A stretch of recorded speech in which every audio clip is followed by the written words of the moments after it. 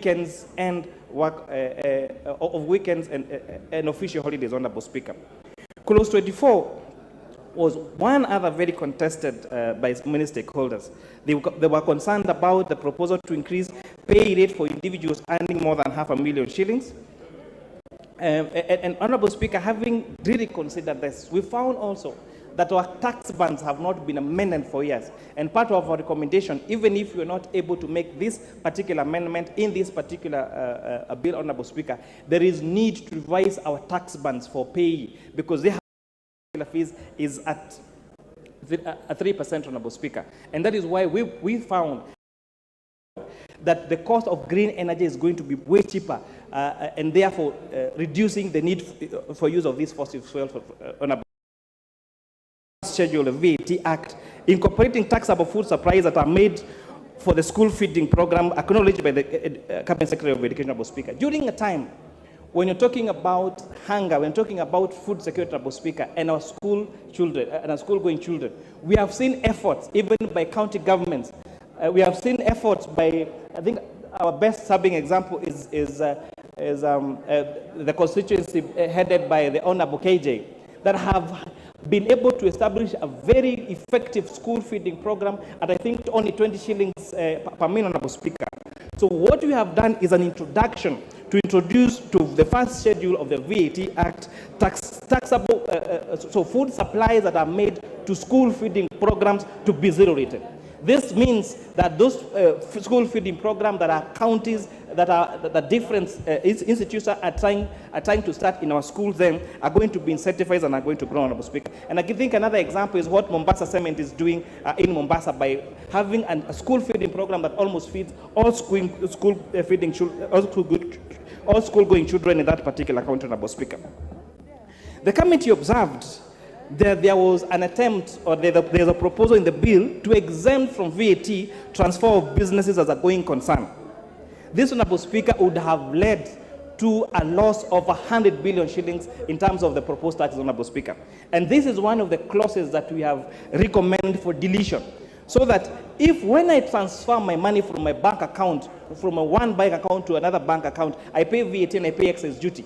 When I transfer money from my M-Pesa account to someone else's M-Pesa account, even when I'm transferring money from one of my M-Pesa lines to my other M-Pesa line, I get to pay a tax. Why would we exempt transfer of businesses as a going concern from taxation?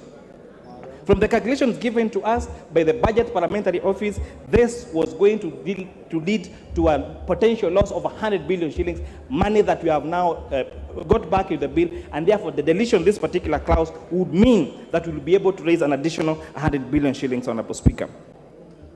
Clause 36 was another contended issue, Mr. Speaker.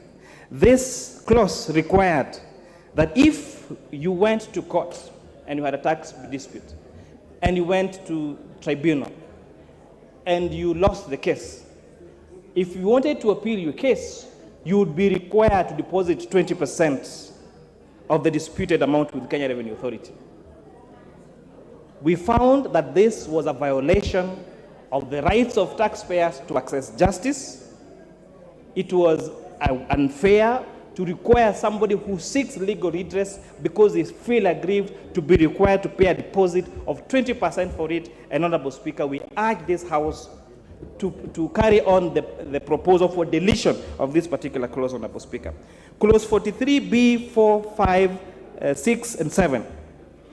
Honorable Speaker, again, I had extensively talked about that particular matter. Let me get to clause 59. The deletion of clause 59 from the bill, Honorable Speaker, was about the Tax Procedures Act and general provision relating to objections and appeals.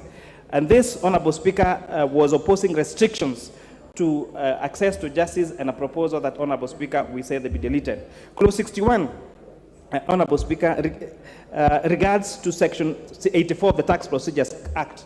The committee proposes that 61 be deleted due to its punitive nature of concerning the tax shortfall penalty. Currently, Clause 61 imposes penalties for tax shortfalls without taking into consideration of innocent and inadvertent errors made by taxpayers. Honorable Speaker, this clause said that if you underdeclared your taxes, or the Kenya Revenue Authority felt that you had underdeclared your taxes, that they would penalize you for it. And we felt it may not have been deliberate. It could be an accounting error that was done when you're filing your returns, and therefore we have deleted that requirement for that particular penalty to be imposed on taxpayers. Clause 62 on penalties for failing to comply with the Electronic Systems Act. This amendment is to insert a new section 86 that aims to modify the penalty provisions related to non-compliance with the electronic tax system, making the penalty more reasonable and conducive. Honorable Speaker, this particular proposal was recommending that if you were not on e-teams, or if you were found that you needed to issue an iTax receipt but did not issue one, then you would be fined 10 times more. You'd be required to pay a fine of 10 times the amount that was tax due. Honorable Speaker, in as much that we want to enforce compliance with this particular tax system, we felt a fine of 10 times more was too punitive, and Honorable Speaker, we propose that the penalty only be 2 times of the tax due, Honorable Speaker. Honorable Speaker, we are proposing an amendment to the bill to include a new clause 67, and this, Honorable Speaker, it wants to address the powers granted to the Commissioner regarding the adjustment of specific rates of export levy. Currently, Section 5.4 allows the adjustment of the specific rate of export levy to account for inflation. However, it is proposed that this provision be removed as it mirrors Section 10 of the Excess Duty Act. Clause 6 of the bill already seeks to eliminate the Commissioner's power to adjust specific rates of excess duty based on inflation. The rationale behind this proposed amendments is to ensure consistency in the treatment of specific rates for both export levy and excess duty, Honorable Speaker. Clause 76 of the bill on the deductions of the National Housing Fund, Honorable Speaker. Another very contentious issue. We listened to the view of Kenyans, and Kenyans told us it is a good thing to make houses affordable to the public.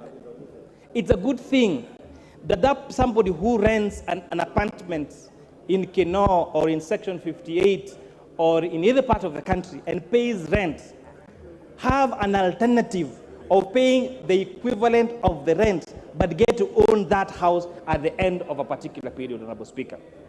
Mortgages, access to mortgages still remain a privilege of the high-end people in this particular market, Honorable Speaker. We agreed, and every stakeholder that we met told us, yes, it's going to lead to job creation. The doors that are going to be made, the windows that are going to be made, the suppliers for those particular goods, the people that are going to provide the rest of the service, that is the spiral effect of it. The people are going to sell food into those particular units, Honorable Speaker. We felt, they said there is a need for this particular housing fund, Honorable Speaker. But they were worried about the how. And they were telling us, for you to start us off with 3% of our basic pay, it is too punitive. They told us, and one of them, I remember, looking at me on the face and telling me, Honorable Chair, if we cap this particular housing fund to 2,500 shillings a month, and you tell me that I'm paying 3%, you're not paying 3% of your basic pay. You're actually paying around 0.0045 of your basic pay. And they said, this is discriminative. We feel that you people that are earning a lot more want to pay much less than us.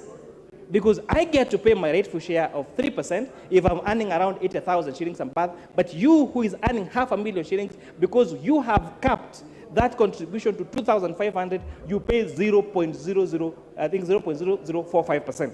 Honorable Speaker, we listened to the view of these Kenyans, and we propose a reduction in the housing fund contribution from 3% employer and 3% employee to 1.5% employee contribution and 1.5% employer contribution, Honorable Speaker. And it's very important to note that the capping that was capping the contribution to 2,500 has been removed, because this would have been discriminative against those people that are earning less, because those people earning less would have paid their rightful share of the 1.5%, but you and I that have a higher pay slip then would get to pay much less or a higher percentage, Honorable Speaker. We have also established that these funds will go into the consolidated fund, Honorable Speaker, as per the PFM Act. Mr. Speaker, the shift towards the informal sector also poses challenges to our tax revenue. As the economy diversifies, the jobs opportunities arise in all sectors, it has become crucial to expand our tax base. Honorable Speaker, Kenyans told us that the few of us are paying taxes, but there are so many others that should pay the rightful payer of tax that are not paying. And key in point was the small businesses. And Honorable Speaker, on the proposal to have the turnover tax have a threshold of 500,000 shillings would mean that those people selling around 1,000 with the sales of around 1,600 shillings a day would be required to pay a turnover tax of 3%. Honorable Speaker, we saw this band too little, and we have therefore proposed to increase this band to at least 1 million shillings sales per annum to 25 million shillings per annum as those Kenyans that would pay the turnover tax, Honorable Speaker. And you're also telling them, people are asking, why are you taxing me on gross instead of taxing me on profit? And Honorable Speaker, we have told them that at the end of the year, you do not have to pay turnover tax. If you want, you can pay the corporation tax at 30%, but then you'll have to calculate your revenues and deduct your tax allowable expenses. And many Kenyans were like, I don't want to go through that process. Tell me how much I need to pay because I want to pay my rightful share of tax. I'll pay that, and we absolutely move forward, Honorable Speaker. With those many remarks, Honorable Speaker, I really would wish to thank the members of the committee. It was very tedious work. It was a lot of work. Most of us still have a back problem even now. Our members of Secretariat, they have been doing almost 24 hours of work to make sure that we put this particular report in order, Honorable Speaker. And because I want to give as many honorable members as possible to contribute exempt and zero-rated, I find it quite baffling that we use tax exemption and zero-rate interchangeably. They are as different as heaven and earth. Because when services or products are exempted from tax, and agricultural pesticides are accepted by this House, Honorable Speaker, we have a very ambitious, this bill of exporting mobile phones across Africa, Honorable Speaker, to manufacture them. The manufacturers of mobile phones came and told us that, Honorable Committee members, if you zero-rate these products that are used as raw materials for assembly of mobile and be able to export this to other African countries, Mr. Speaker. We found this very revolutionary, and we urge this House to support this particular amendment. Frontier in financial inclusion, and we are asking this Honorable House to agree with us and pass our report, pass the finance rest of my minutes so that our good idea was to liken Kenya to a public company, Mr. Speaker. Support local manufacture if we were manufacturing sector, Mr. Speaker. And that is why some of our proposals are actually deleting the proposals to tax excise on locally manufactured raw materials or goods, Mr. Speaker, so that our companies, we can encourage local manufacture, Mr. Speaker. Mr. Speaker, one of the other proposals in this bill, we only export to maybe 4 countries, 3 countries in Africa, 4 countries in European countries, Mr. Speaker. Mr. Speaker, that's a very dangerous situation. We need to build our export markets for our coffee, for our tea, Mr. Speaker, for our avocados, Mr. Speaker, and the services, Mr. Speaker. So this bill, although we seek to get the money, manufacturers, Mr. Speaker. So, Mr. Speaker, I'm happy that as a committee, we listen to the members of the public, and I want to encourage the House. It will be a serious, same time we want changes. I know our friends from the other side, because I've heard them talk, Mr. Speaker. It will be wrong for us to say we remain status quo. I support the bill, including the amendments. I second the bill, including the amendments that will be brought at the right stage, Mr. Speaker. And I want to encourage them, all the members. If we continue the same, we can only increase the public debt. If we continue the same, Mr. Speaker, we'll continue building up pending bills, Mr. Speaker. Mr. Speaker, yesterday we passed the estimates, and all the members were happy. Of course, our members from the other side were not there. But, Mr. Speaker, I heard the chair of budget say we have given 613 billion to education.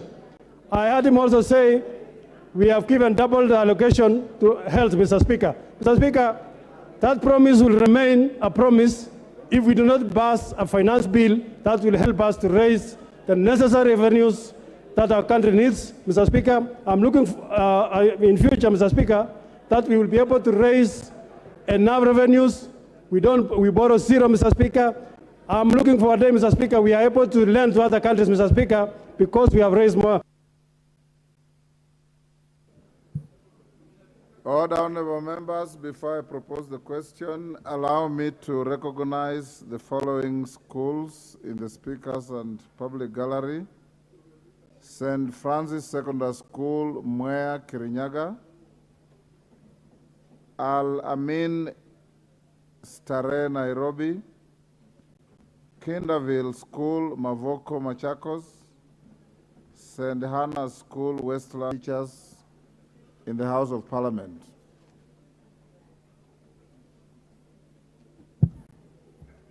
Order, honorable members.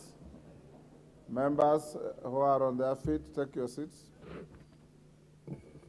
Honorable members, I now propose the question, which is that the Finance Bill, National Assembly Bill number 14 of 2023 be now read a second time.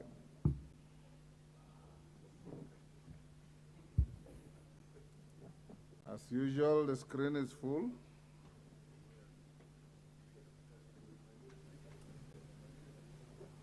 Robert Mbui.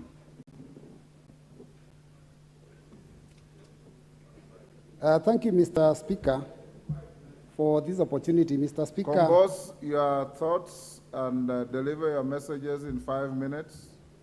One more because you've taken part of it. Mr. Speaker, first and foremost, I want to say that this is the most contentious finance bill since I was elected in this House in 2013. In fact, Mr. Speaker, this is so contentious that I look at it like a drum of poison. And Mr. Speaker, when I listen to the mover and the seconder, they've mentioned some amendments, they're proposing a few things that are in the bill that are okay. It's like saying that they have put a teaspoon of sugar in a drum of poison. Mr. Speaker, for me, I think this bill is something that we must reject in its totality. Mr. Speaker, the economic situation in this country is very dire. Kenyans are struggling. Kenyans are suffering. Mr. Speaker, very few Kenyans can actually put 3 or 4 square meals in a day on the table. Mr. Speaker, Kenyans are asking themselves, do we put food on the table for our children? Or do we pay fees? Do we buy clothes? Everything is difficult. Life is difficult. Mr. Speaker, that is one of the reasons why you saw our team of Azimio going to the streets, because we are feeling that somebody needs to start caring for the hustlers. Mr. Speaker, 1,000 shillings a few months ago could buy, maybe even fill a paper bag. Mr. Speaker, today, with 1,000 shillings, you cannot even buy 2 kilos of sugar, 2 kilos of unga, 2 kilos of cooking flour. I mean, it's already finished, Mr. Speaker. So I'm telling you, it is a very bad situation. Now, this bill, when we heard that there was going to be some proposed amendments, we thought they would deal with those things that are affecting the cost of living. 16% VAT on petroleum products has been retained. Mr. Speaker, what does that mean? That the cost of everything transported, goods and services, will go up. The cost of electricity will go up. Mr. Speaker, there's also advance tax that has been proposed on personal public service vehicles and, of course, on transporters. Again, Mr. Speaker, the minute you increase taxation, what it does, Mr. Speaker, is that will be passed on to the end user. And, Mr. Speaker, the end user is that person that we call the hustler. Mr. Speaker, who will speak for the hustlers? Mr. Speaker, our turnover tax, which is a tax on doing business where there is no profit, has gone up from 1% to 3%. Mr. Speaker, how do you tax people for having the dream of opening up a business? And we are being told that those at the bottom of the bracket are going to be raised, they are going to be assisted. Mr. Speaker, this was a hoax. Now Kenyans can see for themselves that there was never any good intention from this Kenya Kwanza regime. Mr. Speaker, this House must stand up to be counted. And this House must listen to the voice of Kenyans. Over 93% of Kenyans have said we reject the finance bill. 93% of Kenyans. those that voted for us. Mr. Speaker, I am shocked that members of the House can stand up and say, despite the fact that our voters are unhappy with the bill, we shall continue and vote in its support. Mr. Speaker, Yes, there's a point of order from the majority leader. There shouldn't be point of order. It is part of your debate. Honorable Speaker, I rise on standing order number 91, and I hear Robert Mbui saying there should be no points of order, but I think that is a prerogative of the Speaker. Honorable Speaker, standing order 91 speaks to the responsibility for statement of fact, and I have listened keenly to what the Honorable Mbui is saying. Honorable Speaker, you did invite us to debate the finance bill.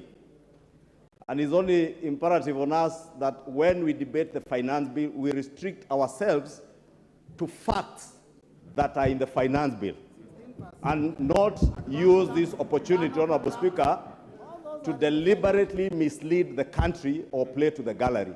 And I know the Honorable Mwalimu Robert Mbui has been a good teacher and a good legislator. But to state that the question of turnover tax is what he is misleading the country to believe, knowing all too well, because he's a good teacher and he reads. He knows turnover tax is optional. You either choose to pay a turnover tax or you do your returns. True, Honorable Speaker. Order. What is out of order, Majority Leader? Honorable Speaker, what I found to be completely out of order. Order. What is out of order? Honorable Speaker, what I found to be complete out of order is the misleading statements that are not based on fact, that the Honorable Robert Mbui is advancing, and he should base his facts on what is in the bill. Order. Order, honorable members. Robert Mbui, proceed. Thank you, Mr. Speaker. And please, Mr. Speaker, these frivolous points of order are just meant to waste time so that people cannot hear what we have to say. Mr. Speaker, I talked about things that are in the finance bill. Even the 3% turnover tax is in the finance bill, Mr. Speaker. And I said this, when will this House stand up to be counted? We are being controlled like puppets by the executive, Mr. Speaker. The executive stands and says they are going to watch how we vote. I don't know what will happen to us. Mr. Speaker, members of this House must ensure that the independence and the power of this House is respected so that we don't be taken for a ride. Mr. Speaker,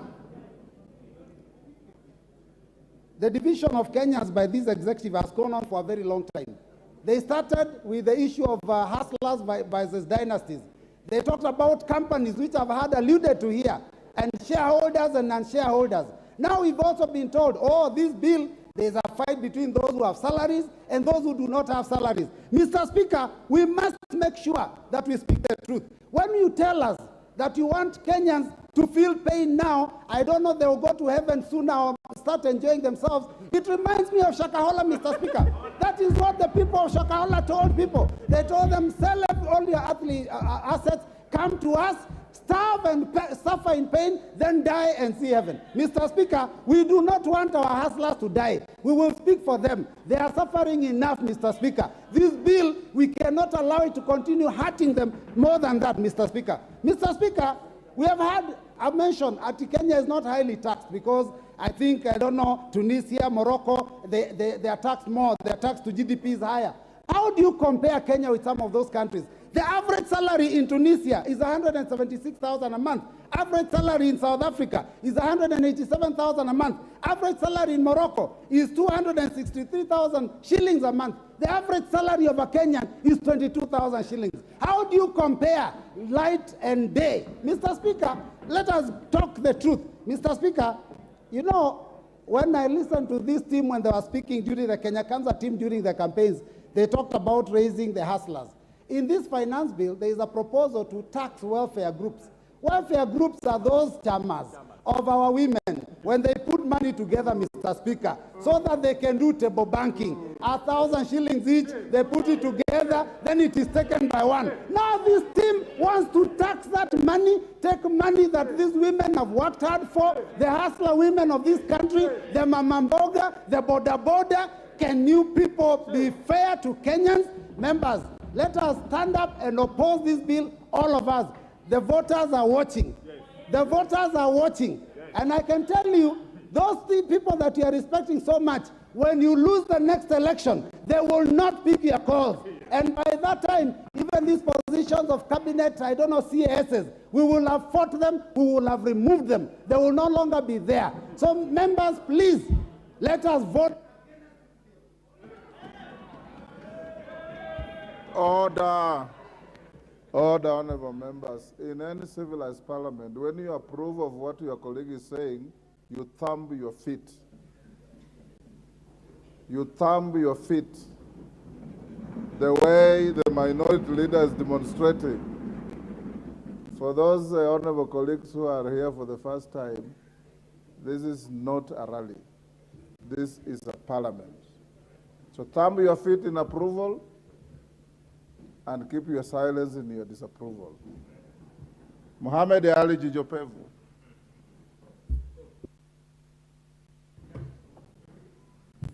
Asante sana Mheshimiwa Spika. Mimi nasimama kuunga mkono na vile vile nitaanza kwa kusema ya kwamba ni vyema sisi kama wabunge tuweze kujadili masuala ambayo yana umuhimu na taifa hili na wananchi wake. Ikiwa tutaanza kufanya mazungumzo ya kuleta uvumi na fitina, basi hatutakuwa tunasaidia mwananchi wa kawaida. Nikiangalia hii bill Mheshimiwa Spika, na hili bunge lina wabunge wengi zaidi ya 300. Na asilimia kubwa ya wabunge ni wale ambao wako nje. Na hawa wabunge wakifika katika majukwaa wanaenda kuchochea wananchi pasi na kuwaambia ukweli. Kuna mbunge wetu kutoka upande wetu ambaye pia ameenda kuchochea wananchi, lakini leo katika bunge hili hayuko hapa kujadili haya masuala ya fedha ili kuwafanya Wakenya waweze kuelewa zaidi. Mheshimiwa Spika, hili taifa limekuwa taifa la ombaomba tangu Kenya kupata uhuru. Mwaka 1963 Kenya imekuwa ikiongozwa na masuala ya kukopa. Kila mwaka ni kukopa, kulipa wafanyikazi wa serikali, kukopa, kuleta maendeleo, na ndio maana sasa imefika mahala ambapo tunataka kusema ya kwamba tutajinyima, tutajizuia na mikopo, tuanze kujifunza kutafuta hela miongoni mwa Wakenya na kujikomboa katika minyororo ya kukopa kila mwaka. Hili taifa hatuwezi kukopa mpaka kiyama. Hili taifa ni lazima tukaze minyororo, tufunge longi yetu vizuri na tuvae njuga, na tuhakikishe ya kwamba tutafanya haya mambo kwa miaka 2 ama 1 hivi, lakini mambo yatakuwa sawa. Mheshimiwa Spika, unataka vipi Kenya hii tujenge barabara wananchi wanataka? Mheshimiwa Spika, unataka vipi sisi leo tuweze kuunganisha umeme? Unataka vipi leo tuweze kupunguza bei ya vyakula ilhali tutaendelea kukopa kwa wazungu ili kuleta matatizo kwa Afrika? Ni lazima tujifunze na kustahimili. Mheshimiwa Spika, katika bunge hili leo, hawa wabunge wenzangu leo wana nguvu kwa sababu wao, kila mbunge kama sijakosea ana nyumba. Mheshimiwa Spika, wacha nizungumzie hili swala la nyumba kwa sababu linachukuliwa vibaya sana. Leo mbunge wa Kenya kila tama kiingia anachukua milioni 30 na kununua nyumba. Hawa wabunge wote, mimi pia binafsi nachukua hiyo pesa na kuhakikisha ya kwamba Mheshimiwa Spika nilinde. Mheshimiwa Spika nilinde na haya maneno naosema. Hawa wabunge tuacheni ubinafsi. Tuacheni ubinafsi kwa mara ya kwanza, tufikirie hawa wananchi. Ni lazima tujinyime, ni lazima tujiadhibu ili tuweze kukomboa hawa wa Kenya. Leo unataka kupinga mswada, leo unataka kupinga bill kwa sababu ya kutafuta umaarufu. Siasa za populism. Tunataka siasa za kukomboa taifa hili. Hatuwezi nyima maskini nyumba na wewe unajipatia nyumba kila mwaka. I see nothing out of order. You'll get a chance to say something contrary to what he's saying. That is what debate is all about. Mheshimiwa Spika, na naomba uniongezee dakika zingine 2 kwa sababu hawa watu wa Azimio wanapenda kupiga kelele mambo mazuri yakitajwa. Mheshimiwa Spika, nilikuwa nazungumzia, angalia katika hii bila, angalia Mheshimiwa Spika.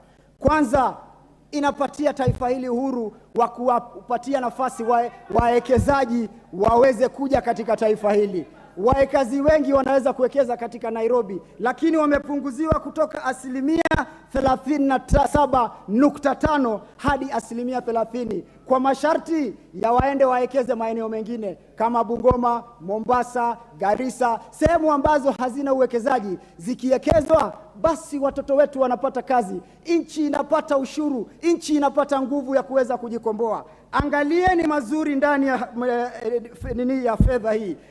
Kwa mfano, hii mambo ya asilimia 10 ambayo ina protect local market, ya kuhakikisha kwamba tunaenda katika jua kali sekta, tunanunua Kenya, tunanunua Ukenya ndani yetu na kuhakikisha tunainua viwanda vyetu. Angalieni yale mazuri yako ndani ya hii, msiangalie ubinafsi, msiangalie tamaa, msiangalie kuongozwa na viongozi ambao hawana dira ya uongozi. Kila mwaka ni kusumbua, kila mwaka ni kuambia.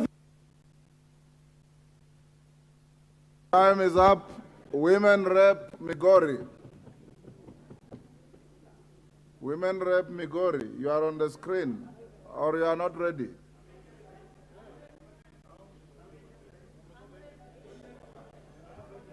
If you are not ready to speak, please take out your card from the screen to free for others. Go ahead, Women Rep Migori. Thank you, Mr. Speaker, for giving me this opportunity.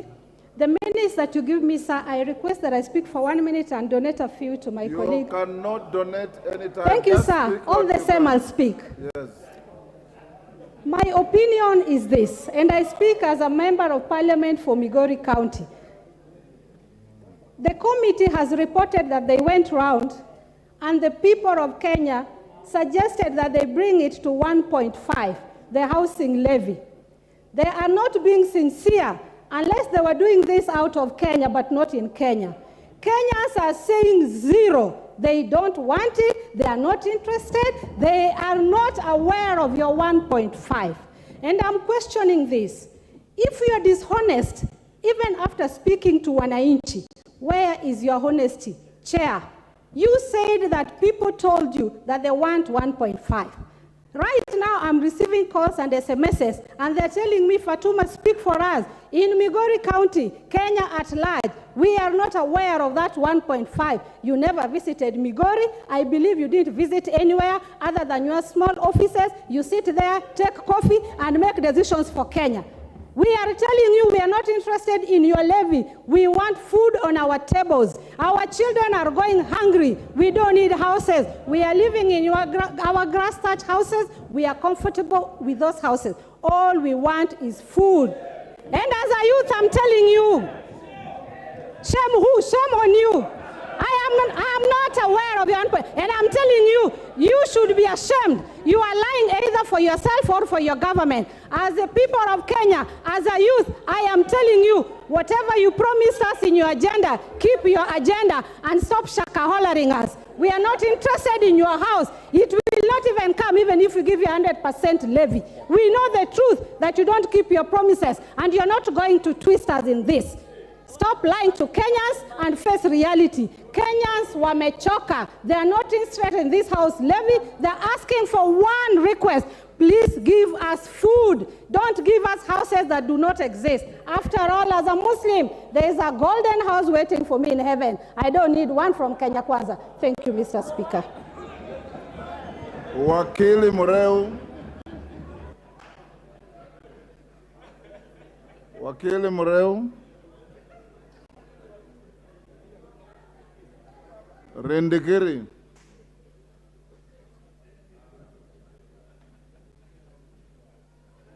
Please.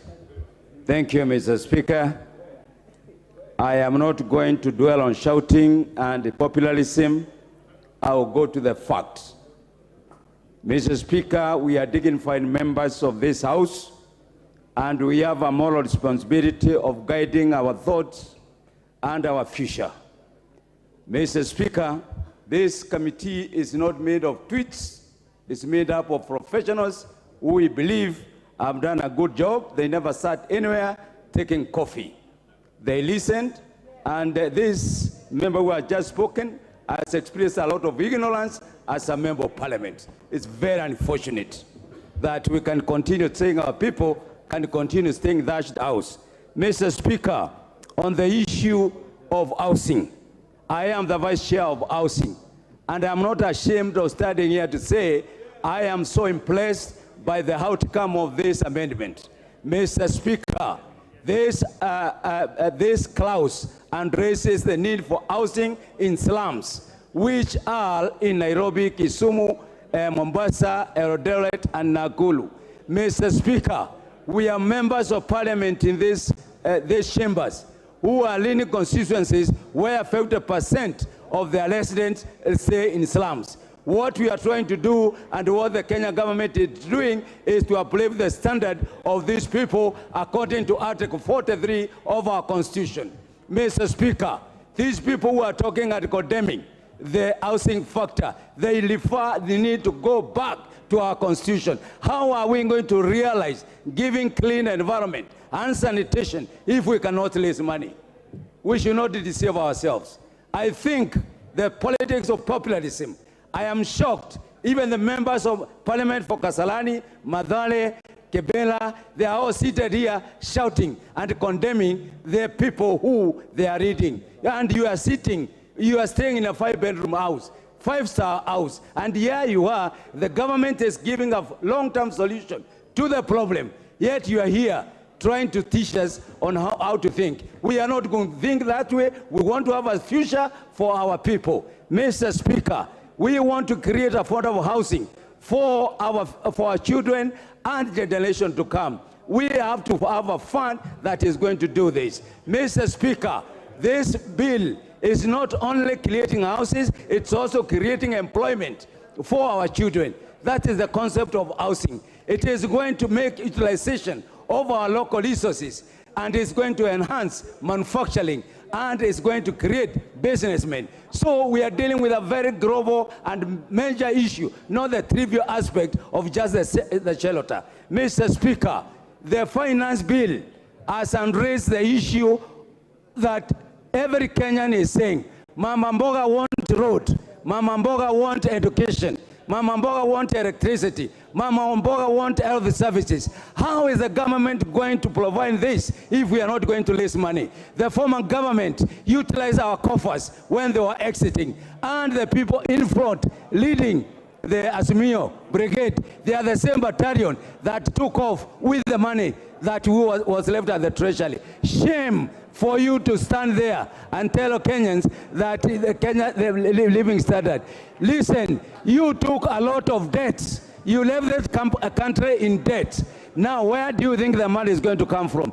Mr. Speaker, we are pretenders of the greatest honor. There is no way that we are going to lower the standard of living for Kenyans if we don't increase productivity. Productivity cannot come as if there is no money put in the investment in terms of agriculture and support services. So let's engage on issues. Let's not engage on populism. My friend, Mr. Bowie, I was not born in parliament, but I want to be counted as one person who, I want to be counted as one person who... Yes, Robert Mbui, what's the problem? Honorable Speaker, we are debating the finance bill. And it is very shocking for the honorable member who was on the floor, the Honorable Indikiri, to start lecturing me and mentioning my name. Mr. Speaker, here it's about debate, it's about the finance bill. Whatever emotions you have, please do not, I think, protect me, Mr. Speaker.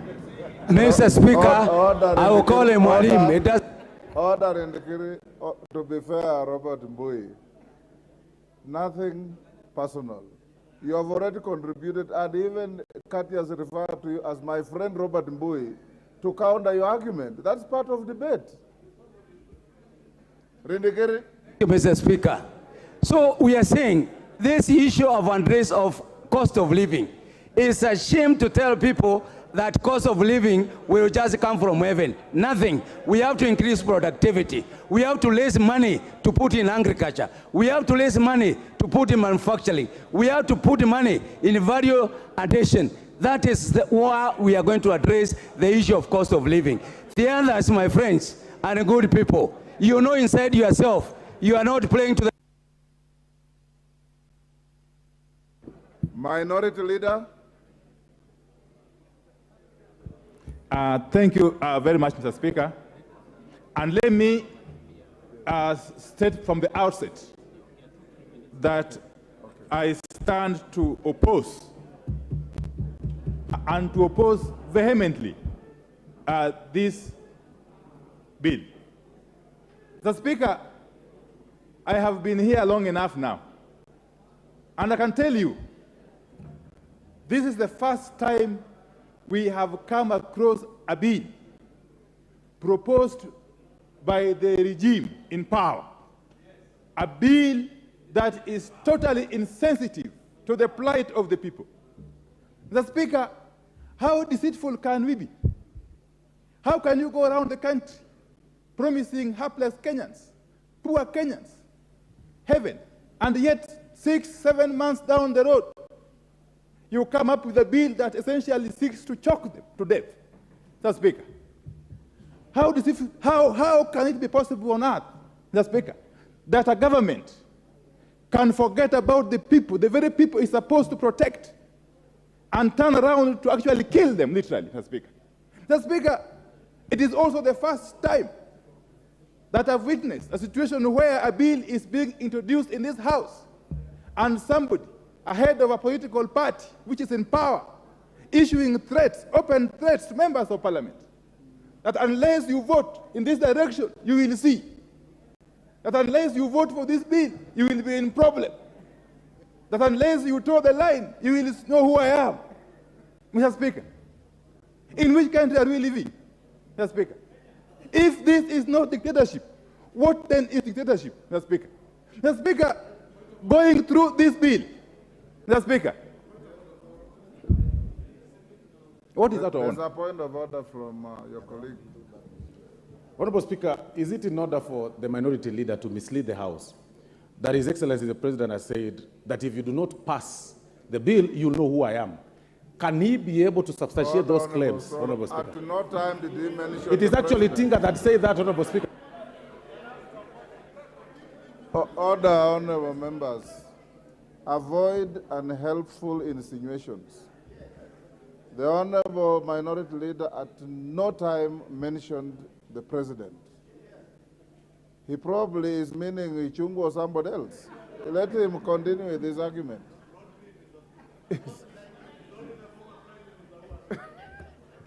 Mr. Speaker, as usual, I will ignore the Honorable Soro.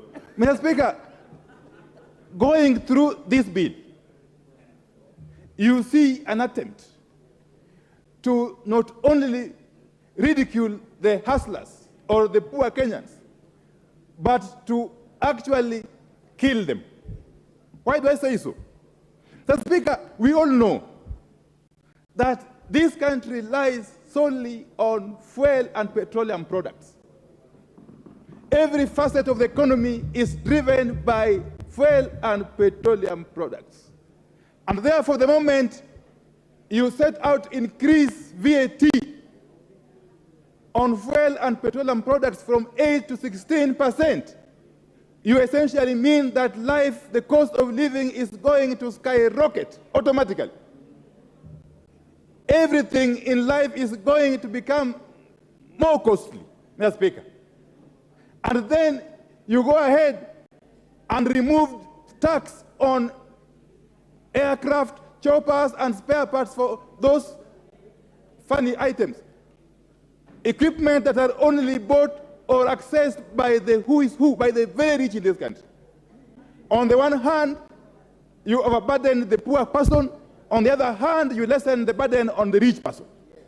So what logic is this, Mr. Speaker? Mr. Speaker, I would have expected, having heard the regime lament that they found empty coffers, I would have expected, and any first-year economics student will tell you, that the logical step the regime should have taken was rationalize the budget, and cut off those areas that are not necessary. But what do you see? The budget has now increased by about 80-something billion shillings, over and above last year's budget. but the increment is driven by consumption. You see the money allocated to the office of the president, the money allocated to the office of the deputy president, the money allocated to the office of the prime cabinet, whatever. Monies that are going to service consumption, to host banquets, to buy flowers, to buy tea. Mr. Speaker, this is a perfect case of a regime which is living on a different universe, not on earth, Mr. Speaker. Mr. Speaker, you can go on and on. Take the case of the housing levy. Up to now, including, and I let it very clear, my good friend, Honorable Kimani Kuria. Up to now, they have refused to define what this animal is. We do not know whether it is a levy, it's a tax, it is a fine, it's a penalty. Nobody knows, Mr. Speaker. And then they come here and want to tell us that they have reduced it from 3% to 1.5%. Mr. Speaker, they have even worsened the situation now. The situation has now worsened because the cap which was there initially of 2,500 has been removed. Now they have targeted even those who are earning bigger salaries more. Now they have attacked the low person, the middle person, and the higher person. Mr. Speaker, let me tell you, in the village where I come from, we have got public servants. We have got employees who have toiled for years. Some of them are left with about 5 years to retire. They have got their own houses, which they have built through different schemes. You want to tell them to part with 1.5% of their pay, Mr. Speaker, to deposit in a scheme who nobody knows the intention about. Mr. Speaker, if you did just basic calculation, this 1.5% of an ordinary primary school teacher salary, he will need not less than 200 years to be able to acquire a house. And yet this person is retiring in 5 years' time. So tell me, who is he saving for? Who is he buying this house for?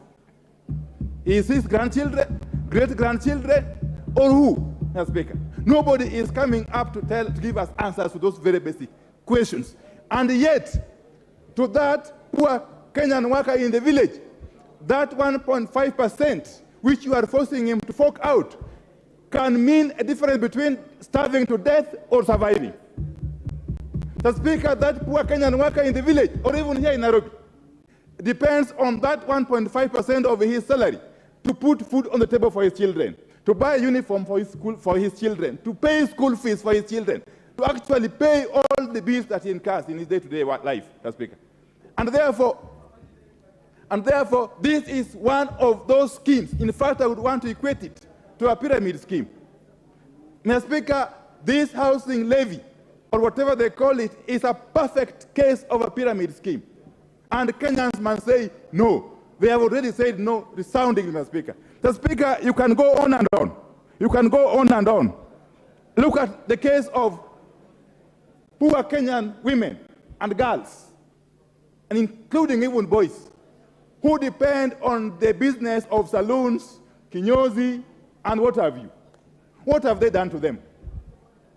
They have imposed an excise duty on human hair, wigs, false beards, eyebrows, eyelashes, artificial nails. Mr. Speaker, these people have a bone to pick with poor Kenyans. They don't want our women to be beautiful. They don't want our men to be well kept, Mr. Speaker. They are basically strangulating every other poor Kenyan who is struggling. Mr. Speaker, as we speak, those saloons, those kinyozis employ hundreds of thousands of Kenyans. Hundreds of thousands of Kenyans are employed and depend on those kinyozis, those saloons. If you come out and impose such taxes, you are essentially telling them to go back to and engage in other nefarious activities, Mr. Speaker. Mr. Speaker, you cannot be on one hand condemning alcoholism and drugs and so on and so forth, and on the other hand, you are removing people from gainful employment and throwing them to the wilderness. What contradiction is that, Mr. Speaker? Mr. Speaker, this bill, as I conclude, Mr. Speaker, as we sit here today, and as we debate in this very magnificent chamber, Kenyans are watching out there. In fact, I have received since 1 hour ago, not less than 200 messages from Kenyans who are watching us. It is therefore incumbent upon us to choose where we want to stand. Do we want to stand on the right side of history or on the wrong side of history as a house? Because Kenyans are watching. Do you want to side with the oppressors who have brought this bill, or do you want to stand with the poor Kenyans? The choice is ours. At the end of the day, it will be neither the issue of Kenya Kwanza or Azimio. It will be the issue of what position did a leader take at the hour of need. What stand did you take at the hour of need for Kenyans?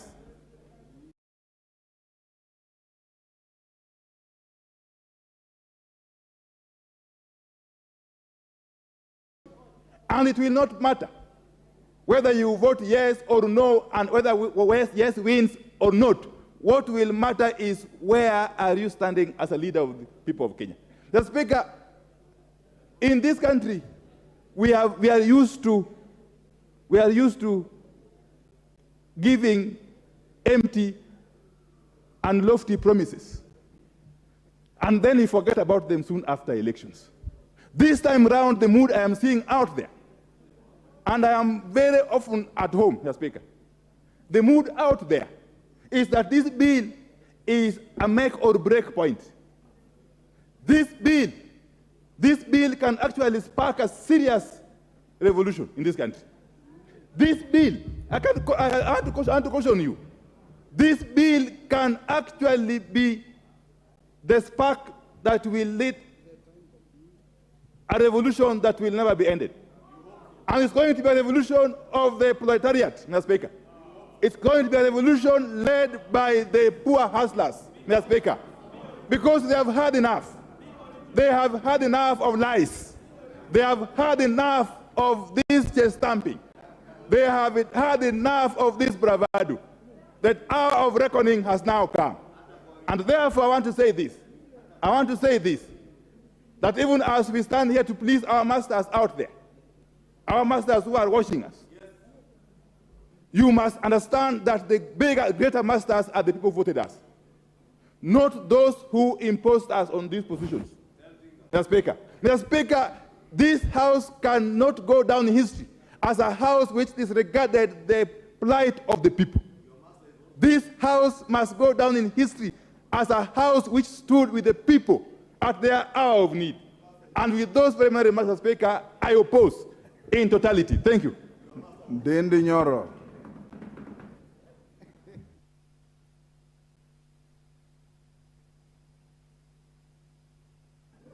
Thank you very much, Honorable Speaker, for a chance to contribute in regards to the finance bill. And of course, I rise to support. And Mr. Speaker, I would want to take this opportunity to contextualize the debate you are having and the ramifications of this debate. Mr. Speaker, we just debated our estimates, which we concluded through the Committee of Supply yesterday. Mr. Speaker, we read a budget of 3.679 trillion Kenya shillings, and that is the correct figure. We are not adding our budget by the other figures I'm hearing flying around.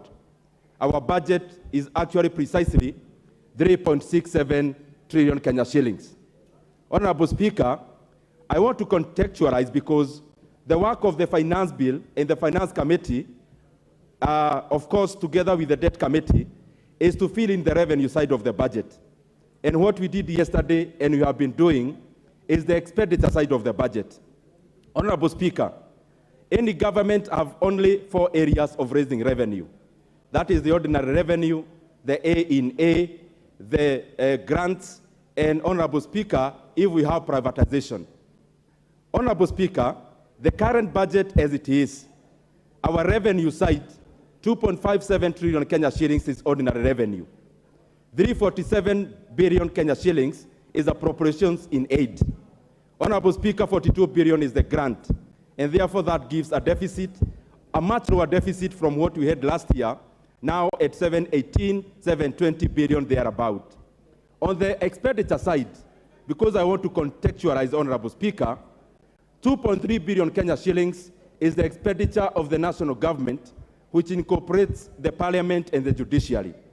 Honorable Speaker, we also budgeted for 986 billion Kenya shillings in CFS in payment of our debts and especially the interest rate. Honorable Speaker, we also budgeted for Kenya shillings 385 billion that will be sending to our counties as equitable share. Why am I giving all this detail, Honorable Speaker? This House has a choice to make. Honorable Speaker, we passed the estimates of the coming financial year. And what is it that we want to achieve so that we contextualize and we put on the same platform on what kind of amount of money do we actually need? Honorable Speaker, whatever I have enumerated on the revenue side and the expenditure side balances. And therefore, any variation on the revenue side has to have a corresponding effect on the expenditure side. Honorable Speaker, out of the 3.679 trillion Kenya shillings, we are spending the same taxes we are collecting, the same revenue we are collecting through the finance side of the budget. Honorable Speaker, 630 billion Kenya shillings is going to the education of the Kenyan children. Honorable Speaker, through this budget, and of course being supplied by the resources from the finance bill, we have been able to add an extra 10 billion Kenya shillings to those of us who are in JSS junior secondary schools, Honorable Speaker, to capitalize the students.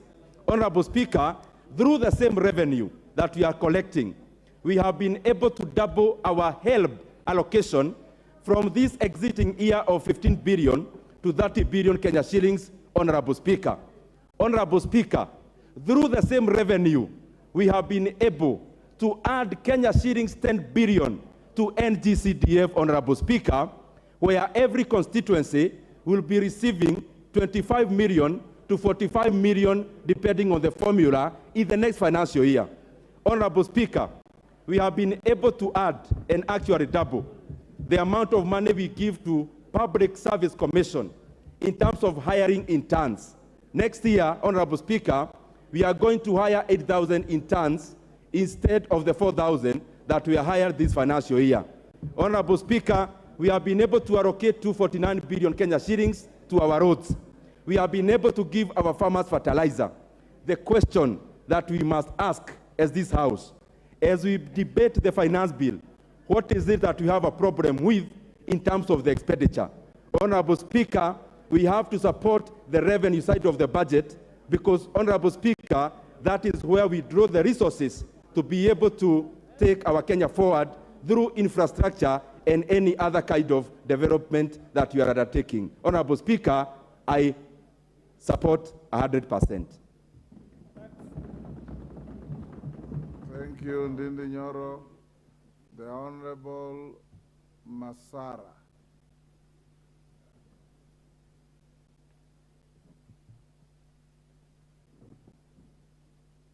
Give Honorable Masara the mic. Thank you, Mr. Speaker. Thank you for giving me this opportunity to contribute to this bill, Finance Bill of 2023. Mr. Speaker, first, I want to appreciate the Kenyan people.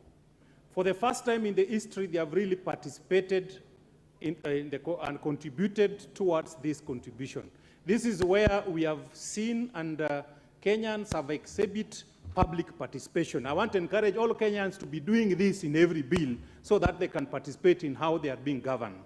Mr. Speaker, having said that, first, I want to say that I want to correct an impression which was given by my friend, Honorable Mohammed Ali. The mortgage we are being given as MP, we pay for rate plus interest. It's not a free money for us. It is being deducted from our salaries. Therefore, somebody should not say that we are tuko na ubinafsi. It is a right we have been given as member of parliament, and we pay for it from our salaries. Mr. Speaker, I want also correct people who have said that we cannot continue borrowing. America is a very stable economy. Japan is a stable economy. But if you compare their GDP plus their debt portfolio, they borrow, but they utilize their borrowing well. To an extent, they give other countries their money which they have borrowed. Therefore, this country can continue borrowing, but what we must do is we must utilize the money we borrow to trigger development in the economy. That time, that borrowing will help the economy. Mr. Speaker, on this particular bill, I want to say this. On Article 28, Clause 28 of the bill, concerning fuel, Mr. Speaker, fuel is a factor of production. If you increase the prices of fuel, all other things will increase. It means those who are doing production will increase the prices of items. This bill, I agree also with my chairman of budget, that budget must be financed. But the timing is bad, Mr. Speaker. As we speak today, Kenyans cannot afford 3 meals per day. They are taking 2-meal breakfast and supper, and some are only taking 1 meal. Therefore, if you increase any tax, actually the government is not going to realize the objective because the purchasing power has gone down. So even if you say you are paying 16%, people will no longer use their vehicles. People will use matatu. It means the vehicles will be parked at home. Therefore, you'll be collecting less revenue. Mr. Speaker, if you read today's Nation, it is talking about the number of billionaires who have left the country because of high tax. If we pass this bill in entirety the way it is, so many investors and manufacturers and people can contribute to the development of this country are going to leave this country and produce elsewhere. Therefore, what I'm suggesting that the budget must be financed. But why must we employ a governor who has served 2 terms, who has pension, to be a CAS? That's a question I'm asking myself. Why should we employ an MP who has served 3 terms, who is earning pension, to be a CAS? Do we really need them? My proposal for this country is that let us put our priorities right and caution the current population for the time being until the economy stabilizes. I believe, and I'm a strong believer, that we must pay tax. But people who pay tax and they get development for the tax they pay usually celebrate when they pay tax. But if we can pay tax to pay 2-term governors money, that one will be injustice to the people of Kenya. Mr. Speaker, if you read in front of you, for the welfare of the society and the just government of the people, will we be really just if we overtax our people in a time when they really need us? I want to be in the right side of history, that the timing is bad. Let us look for ways of financing the budget by reducing expenditure, sealing loopholes of corruption, and then putting our priorities right, and we are going to finance the budget. Thank you, Mr. Speaker. Dr. Chikati.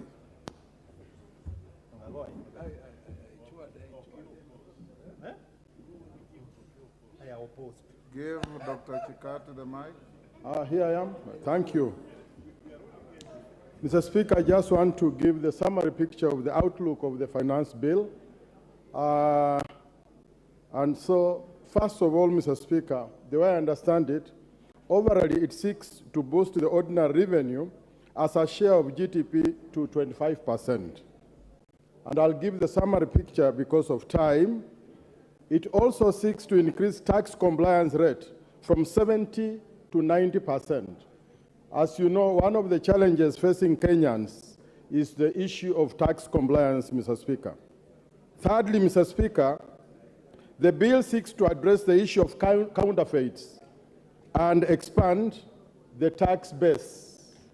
And the issue of counterfeits and tax evasion is a big challenge to the Kenyan community. Fourthly, Mr. Speaker, it seeks to address the issue of debt repayment and help the government to gradually reduce overall government expenditure through elimination of non-priority expenditures, elimination of consumption subsidies, use of private-public partnership in rolling out e-procurement systems, and other measures. Mr. Speaker, the bill overall seeks to mobilize resources to help finance deficit, which arises out of expenditure that exceeds our revenue. So in summary, Mr. Speaker, I will support the bill. Thank you. Otiende Amolo.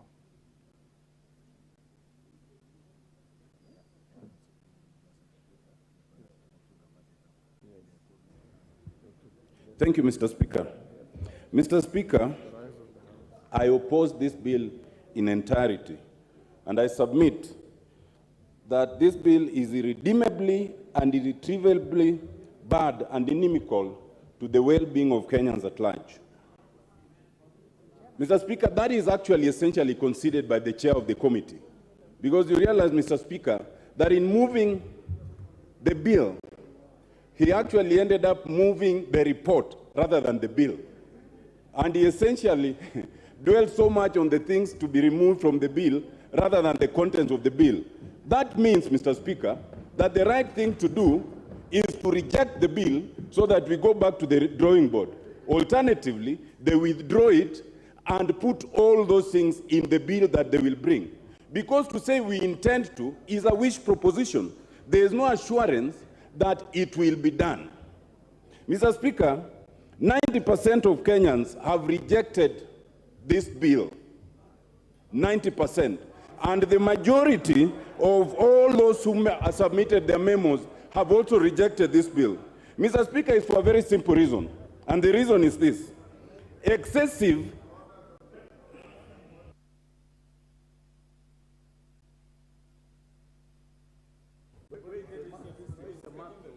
Mr. Speaker, I stand on, we have a responsibility to,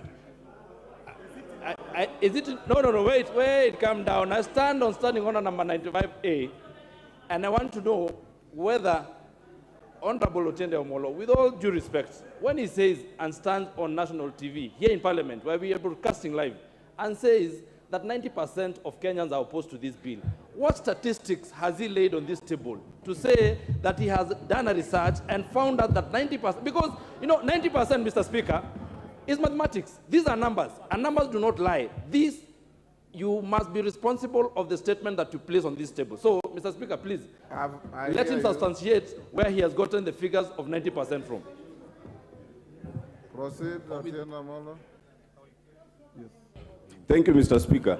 Mr. Speaker, that objection is symptomatic to the problem this side is having. They don't listen to the radio stations, they don't read the printed media, they don't watch TV stations. If they did, they would not ask that question. Let me continue, Mr. Speaker. Otiende Amolo, Mr. Speaker. Otiende Amolo, you are normally more balanced than that. Kagombe cannot be the side. He's an individual. Speaker, I'll proceed. Yes. Mr. Speaker, the point I'm making is that excessive and generalized overtaxation of Kenyans will only further burden Kenyans who are already suffering. The cost of living is so high, and therefore it's a lie to say that you want this budget to pass in order to alleviate the suffering of Kenyans. Mr. Speaker, I wish to submit that there are only three answers to the problems we have right now. One, austerity measures. Two, reduction of corruption. And three, rationalization of government. Mr. Speaker, I do not understand how a government that says that already there's a problem insists on increasing the overall budget from 3.3 trillion, which it was in the previous year, to 3.67 trillion, if you admit there's no money. What is the principle? If you have no money, you cut your coat according to size. So you don't say that you must increase it and therefore you must overtax. Secondly, Mr. Speaker, how does a government that says we are short of money explain why you must create offices that we do not need? You do not need the office of the Prime Cabinet Secretary. You do not need all the 24 cabinet offices. The Constitution allows you a minimum of 14. You do not need over 51 principal secretaries. You do not need over 50 CSS. And all these are taking public money. If you say, and it is unfortunate that a member of parliament should seek to mislead the public by saying that members of parliament already get money for houses, that is not true, because it is a loan that we pay at 3%. But if that is your position, then take away that free house, because we don't have it. Don't tax Kenyans on it. Mr. Speaker, corruption, corruption, corruption. In all these words, the word anti-corruption you will never hear from the words of those who speak for the government side. In fact, you only see the demonstration of those who are facing corruption charges being withdrawn. It is on record from the previous president that we lose 2 billion shillings every day to corruption. If we could even just reduce that to 1 billion, we would, fix the gap that they are talking about in government. Then there's rationalization, Mr. Speaker. Mr. Speaker, you are aware, and this House has debated, in the previous parliament, there was a report that suggested that we do not need the over 530 ministries and departments of government that we have, the parastotals. Most of them are duplicative. And it was suggested that we should reduce them to barely 50.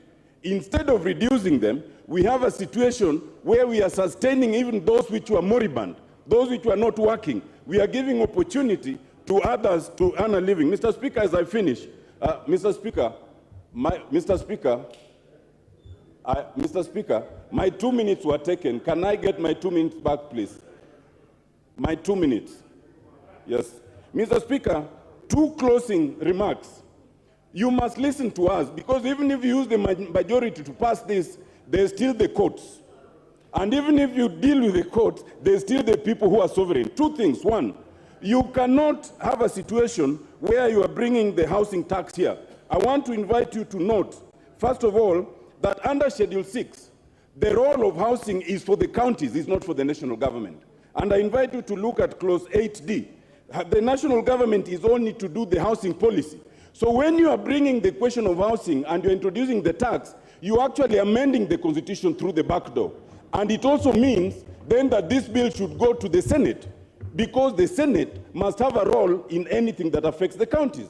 And that is a point that you need to bear in mind. Lastly,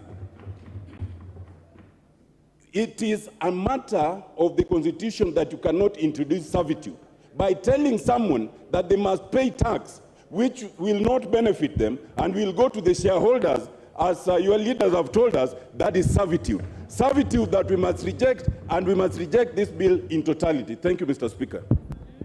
Thank you, Dr. Amolo. Members, before I give the next speaker, allow me to acknowledge the following institutions in the public and speakers gallery. Tender Care School, Embakasi East, Nairobi. Ontulilu Boys School, Buri, Meru. Moi Girls High School, Nairobi, Kibra. Sitam Schools, Makadara. Kongoi Secondary School, Kuresoi North, Nakuru. Mary Emase.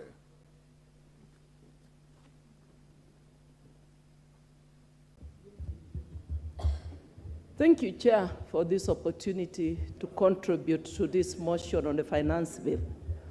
Honorable Speaker, this is a very important bill, and members, I want to urge that we debate soberly and objectively, devoid of any emotions.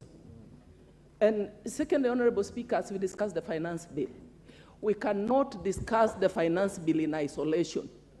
We need to look at the entire equation holistically. Look at the budget and look at the finance bill. And I'm happy that members agree that we must raise money to finance the budget. And that is what the finance bill is all about. It proposes measures to raise money to finance the budget.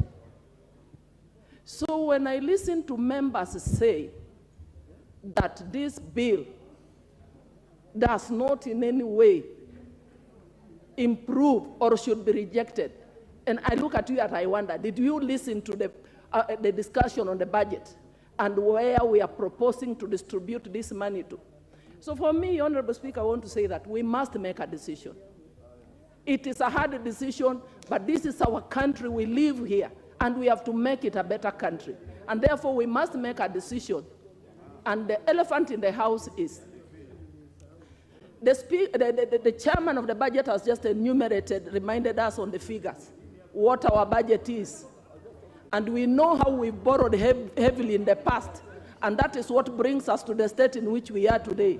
60% of our revenue goes towards paying the loans that we owe. And therefore, we can decide to choose. We talk of subsidies to continue. We talk of less taxes. Yes, you can choose to go that direction. But the question you should ask yourself, for how long shall you be able to sustain the subsidies? And I hear people saying, when we reduce taxes and we continue to give subsidy, we attract more investment, and then the country is able to grow. I want to ask you, reducing taxes is just one of the factors, but there are so many other factors of production. You will need to provide accessibility, that's the road. You may need to provide electricity and many other factors. So it is not automatic by reducing taxes that we shall be able to spur growth and improve things. So, Honorable Speaker, I want to say on this finance bill, as I support it, that I support the position by Kenya Kwanza, that we need to raise more taxes ourselves as a country and borrow less, so that by doing that, we are able to actually allocate money to core sectors of the economy. In fact, the question we should be asking ourselves are questions on austerity measures, are questions on how do we fight corruption, so that together we are able to raise them. And that is why we saw in our budget that we are allocating money to go to the sectors like agriculture, so that we are able to increase production. And therefore, ultimately, the forces of demand and supply will help bring down the cost of goods and cost of living. We are putting money to sectors like digitization, industrialization, so that we're able to create employment opportunities for our children. So the finance bill in entirety is not a bad thing. And Mr. Speaker, I want to support this finance bill.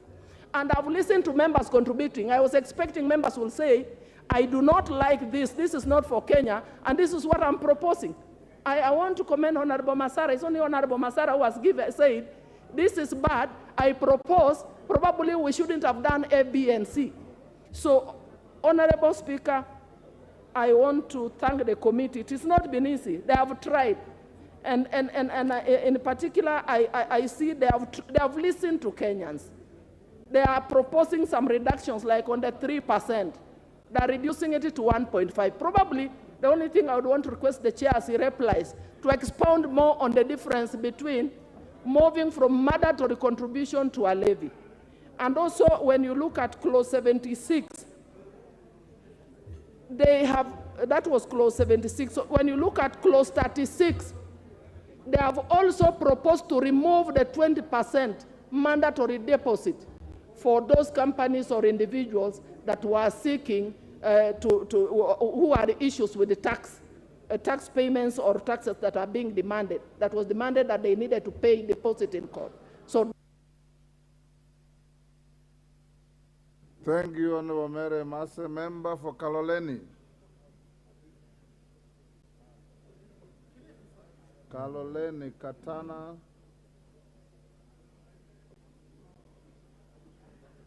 Kahindi, Katana.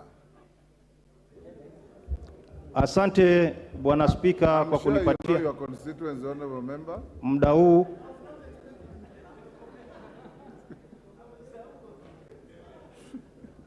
Asante Bwana Spika kwa kunipatia muda huu niweze kuchangia kwa mswada huu wa kifedha wa mwaka 2023. Mimi napinga mswada huu kwa yale yafuatayo. Bwana Spika, gharama ya maisha imepanda kiwango kikubwa zaidi, na gharama hizi hazijui ni nani yuko upinzani na ni nani yuko ndani ya serikali. Tabu hizi tunazipata sote kama Wakenya. Bwana Spika, ukiangalia ile nyongeza ambayo inataka kuwekwa kwa mafuta, ukiongeza ushuru kwa mafuta, kila kitu kinapanda,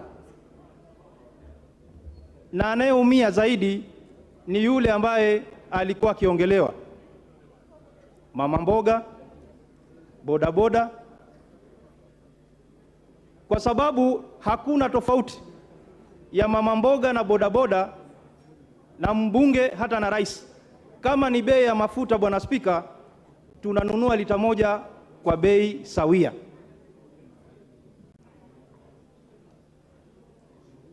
Bwana Spika, wakati serikali ilipoingia walisema gharama ya unga itashuka chini, wakasema gharama ya bidhaa muhimu zitashuka chini, lakini kufikia sasa, Bwana Spika, gharama zimepanda maradufu. Unajua kikwetu, Bwana Spika, utajua dalili za kwamba huyu bwana ana mbegu za kuzalisha, na kama hana utajua.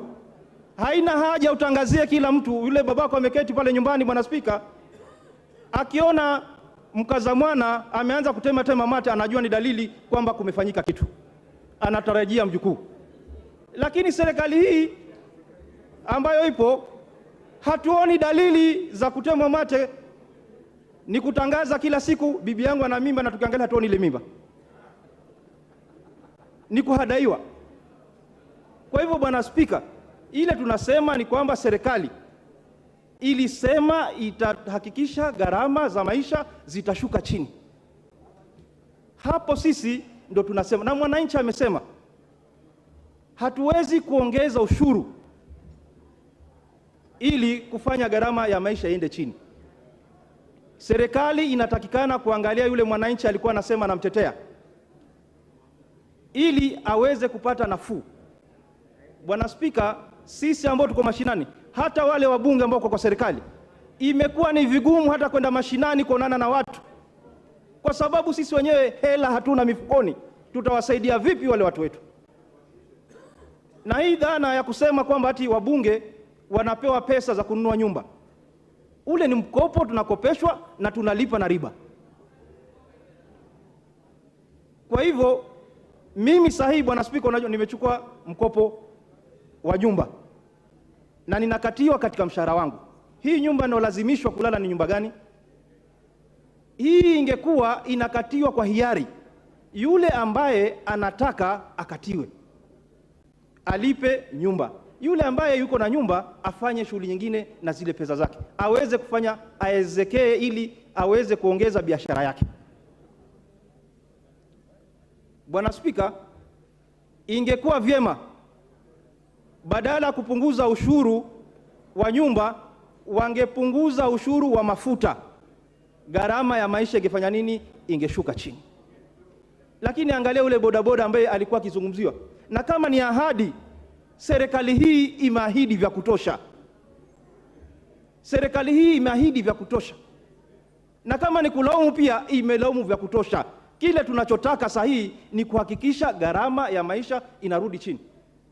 Bwana Spika, tunapoenda mbele itakuwa ni vigumu hata ongezeko la watu kufanyika hapa nchini, kwa sababu wavulana hawana pesa ya kuoa, hawachi.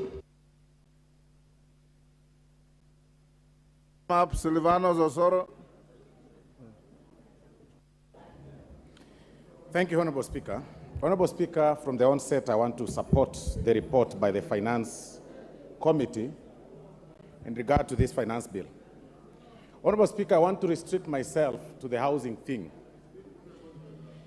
Honorable Speaker, I once asked my grandfather where he was when his peers were being allocated huge tracts of land, across the KISII region.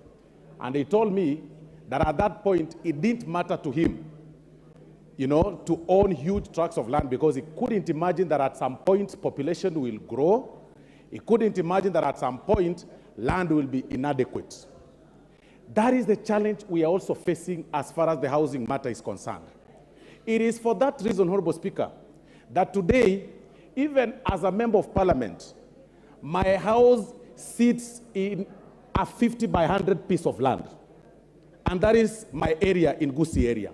Because of the carelessness and the don't care attitude my forefathers had as far as land allocation is concerned. Honorable Speaker, it is prerogative of every government to think and create structures that define the future of a country.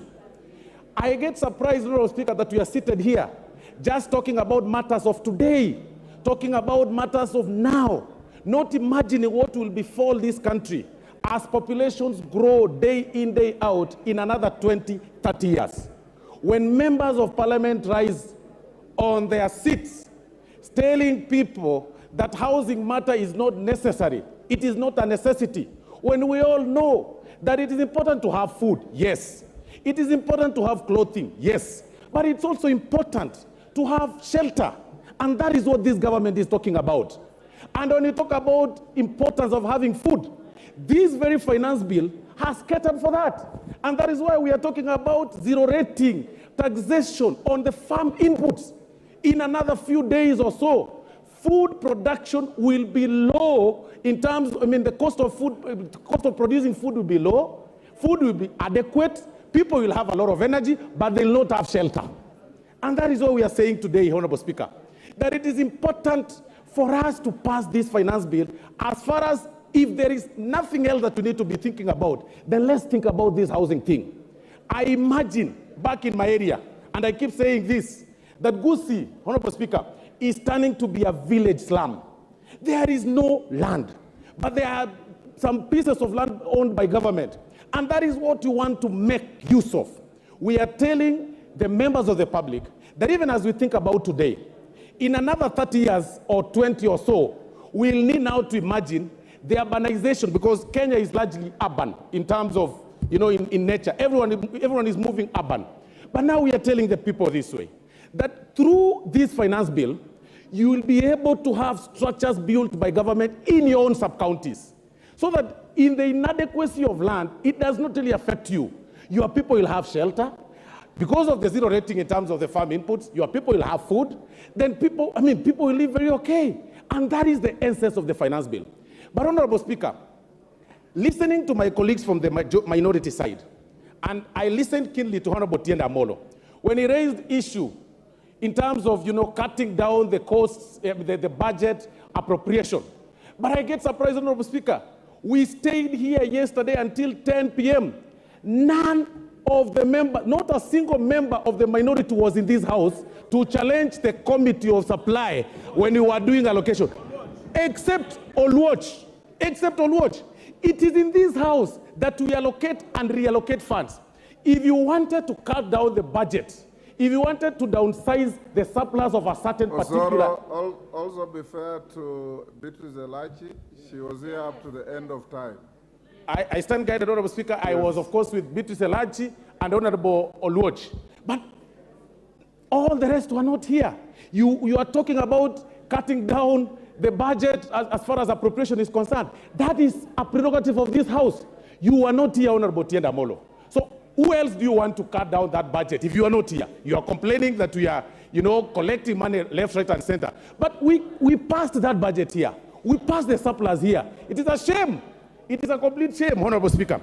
And it is important for Kenyans to know that the budget is pushed through your taxes. And that is what the essence of this finance bill is all about. The budget... Give him 1 minute. Thank you, Honorable Speaker. It is through this finance bill that we're able to display where collection of money, collection of revenue is going to come from. When we passed the budget yesterday, we are justifying our collection, our source of income through this finance bill. So even as you challenge the finance bill, ask yourself, what element of this Committee of Supply did you challenge yesterday in the Committee of Supply? None. You're telling us to borrow. How do we borrow? To what extent can this country borrow? Do you want us to go to the Ghana way? How do you say that you are defending the content creators, but we've displayed to you, we've been able to reduce their taxation from 15%, to less than 10%. I mean, really, why do you want to play populist politics when you know you also need salaries? You know very well that your classes need to be built. Your road needs to be done. You are here shouting about CDF. Where do you want money?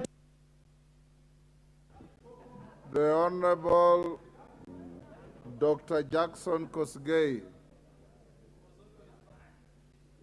Jackson Kosgei. Thank you.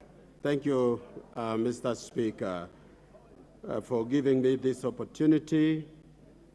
On the onset, as I present my thoughts to this august House, I wish to say I support the motion. At independence, Mr. Speaker, our founding fathers had a conversation. Where do we take our newly independent countries moving forward? And the discussion they had was that we develop a philosophy not founded on the Western capitalism purely, or the Eastern socialism, but they looked at what they called an African democratic socialism. It had three thematics, Mr. Speaker, that we want to develop Africa with an equitable economic development. Second, they talked about an inclusive formation of our social structure. And they developed three strategic philosophies that informed our sessional paper, 1965. They talked about that in this, we need to build an economy, as they were addressing a financial appeal like today, an economy that will promote a self-reliance, promote national unity, and also national development by pooling our resources. I am a son of a veteran war soldier in 1945. He told me when I caught polio that, son, now that you have lost your legs, you have a challenge. But let me tell you, you have no option but to improve upward. Never become a victim of paralysis by analysis. If we think Africa is poor and we continue to say we are poor, we will be paralyzed. We must look for a solution, Mr. Speaker. And therefore, I wish to encourage us as leaders that we would like to be self-reliant as a country. And the best thing to do is to look at what we have to improve our nation. And therefore, I support this budget, which is bold, encouraging an African to be independent. Other details about how to elevate our situation has had some other mitigation given out in the country. So let us not send a message to the Kenyan people that we are done. We are not. We are able to rise up again after the Mr. Speaker. So I encourage this House, we support this bill without intimidating our own country. Thank you, Mr. Speaker. Thank you, Dr. Kosgei. Peter Kaluma.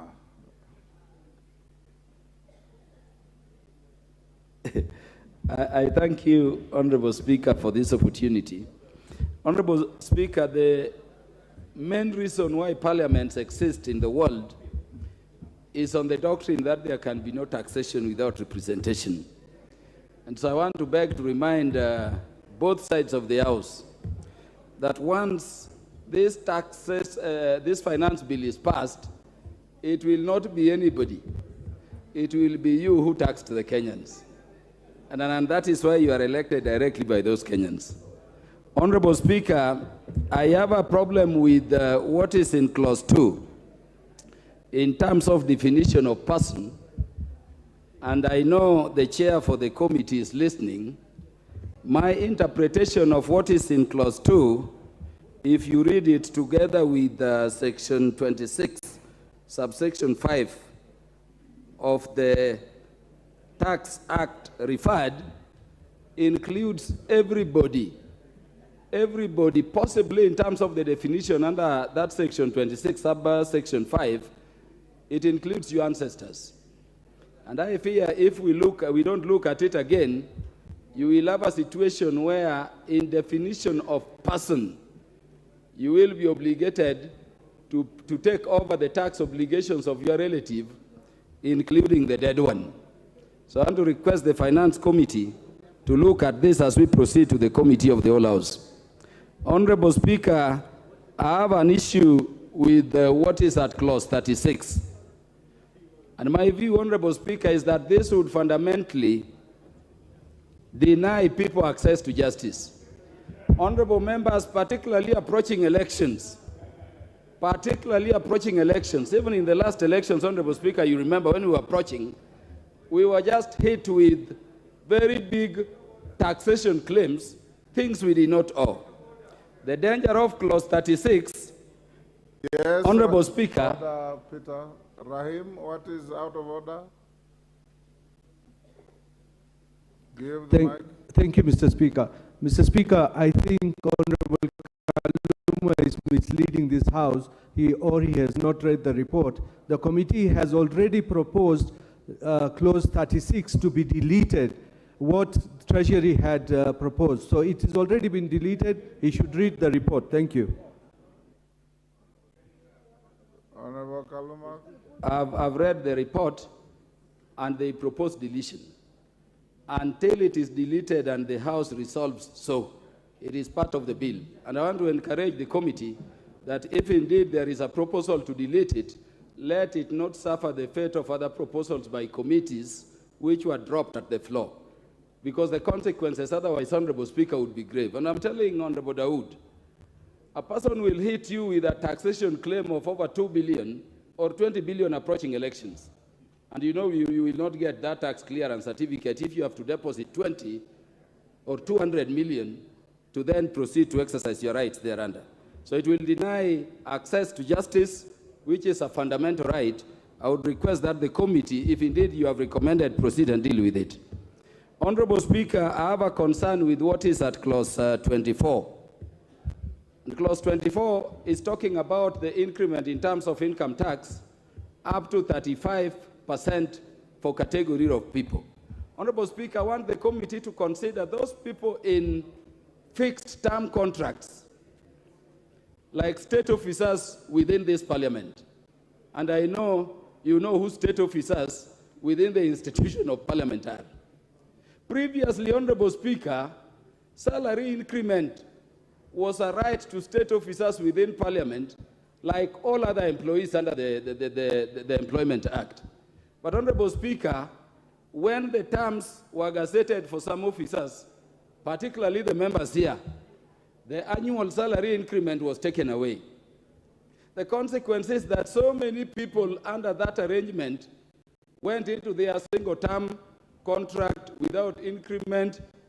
And you know the fact of the matter is that we may be talking, but so many of us do not take any salary home. You've taken mortgages. When you are increasing to 35%, you had entered into arrangements you cannot renege on. Where are you going to get this money? And you know what a mortgage is. Where are you going to get the additional 5% to pay? When I know, just like me, I don't know the other Honorable Speaker, but me, the newspapers have carried reports confirming I earn zero pay because of mortgage. And it is a contract you cannot rewrite after you go into it. Are we going to think of situations of those fixed term contracts without annual increment, or what measures are we talking about? Honorable Speaker, the issue of VAT on fuel has been spoken to. But the fact of the matter is that this will affect everybody. And Honorable Speaker, across the world, finance bills are negotiated. Honorable Speaker, in the last parliament, I remember the regime then, the Jubilee regime, wanted to move VAT to 16. And out of negotiations weighing the situation of the economy, we settled out of negotiations at 8%. I would request that because this is going to affect so many other, the economic issues down there, we at the very worst leave it where it is. Honorable Speaker, on the housing levy, Honorable Tiende brought the element of it being a county function.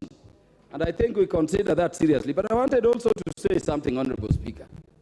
Honorable Speaker, in addition to the fact that this is a county thing, it is not defined clearly how you will benefit out of your contributions into this levy. And I think in as much as some people may want to push it, let us define. If it were not a tax, Honorable Speaker, it would define how you benefit. We are levied for NHIF, NSSF, and others, but you can benefit. How are you benefiting directly on this? If you are not, Honorable Speaker, I fear we may be going into violation of Article 40 on people's property rights. Honorable Speaker, there is an issue in clause 51. And I'm saying this, Honorable Speaker, because the chair is listening to me and the committee is there. The area of tax and amnesty, Honorable Speaker, is something we should delete from our laws completely. Honorable Speaker, there is a time I visited